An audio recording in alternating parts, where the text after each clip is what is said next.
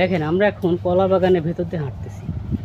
কলা বাগানগুলোতে এখনও কলা ধরে নাই, ধরবে অবশ্যই কিছুদিনের ভিতরে।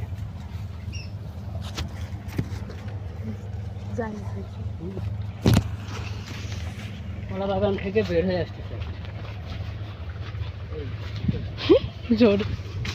আমি ওদিক দিয়ে যাবো।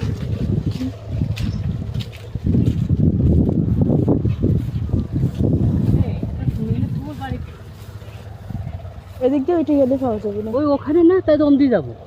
আরে চলো না, কে ওই দিক দিয়ে কাদা কাদা নাই, এই যে এর উপর দিয়ে আবার এদিক দিয়ে আবার হাঁটি যাবো নাকি দেখুন।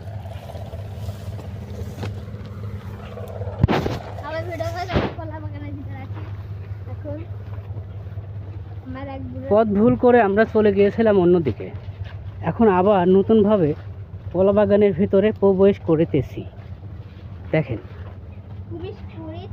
এবং এই সময়টা প্রচুর পরিমাণে এই কলা বাগানের ভিতরে বড় বড় শিয়াল পাওয়া যায়। আপনারা চোখ রাখুন ভিডিওতে, দেখা গেলেও যাইতে পারে। না না না না, একটাও দেখা গেল না। নাই দেখতেছি আমরা, ওই যে পাখি দেখা যাচ্ছে, দেখবেন পাখি, ওই যে পাখি ছিল।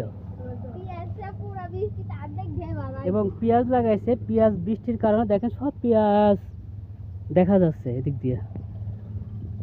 তো হয়ে যাবে ইনশাল্লাহ। চলো।